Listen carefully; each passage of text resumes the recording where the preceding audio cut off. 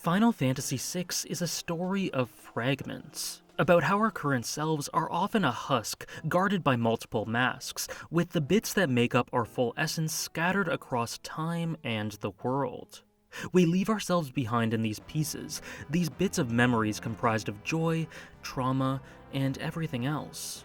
These are echoes and shadows of the past, of our experience and existence, that make up the people we are today. Of course, a lot of these pieces hurt, whether it be due to the sweet pain of nostalgia or the scars of tragedy.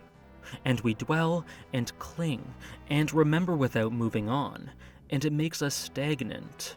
At times, it can be so painful to move past these scars that we leave reflective ghosts in these fragments and find ourselves unable to take steps forward and truly live in a world that can lead to such torture.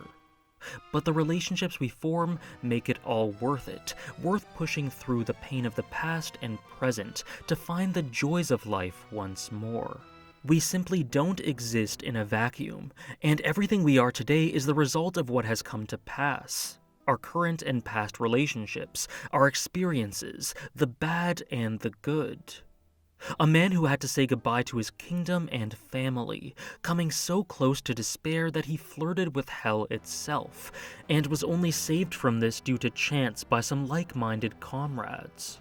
A woman with no home and no idea of who she was, forced to become a tool and monster, and left scared and hurt, desperate for a home and just wanting to learn how to love.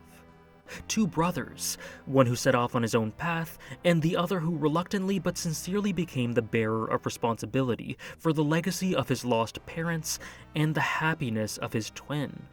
A man marred by his perceived failures of the past and terrified to love again. And a woman who opened herself to love, having turned her back on the Empire and her past sins. A father and a daughter, separated by circumstance, yet inexorably linked by this abstract feeling. A man running away from his sadness underneath the front of a careless gambler. And even more, they all felt deep despair, and they all found themselves staring into the abyss of a broken world, of what used to be their home. And in wallowing in this place that reflected the scattered sorrow they felt, they all had a compulsion to lose the last semblance of their hope.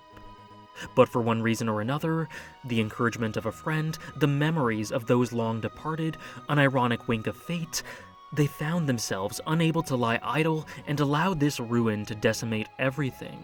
Even with all of this pain and darkness, there is still something worth living and fighting for. The connections that inspired them in the first place. And so they once again banded together, fueled by their bonds, against the shell of an agonized, lost fool, frustrated at the world and confused and jealous of the idea that these broken people had found the means to come together and support one another through their pain, when all he had was his own loneliness. Everything he experienced, as he constantly made efforts to feel, led to that same distinct nothingness. And as much as the party celebrates their victory with one last, long sigh of relief, they lament the soul of someone who was never able to be saved in the way they were.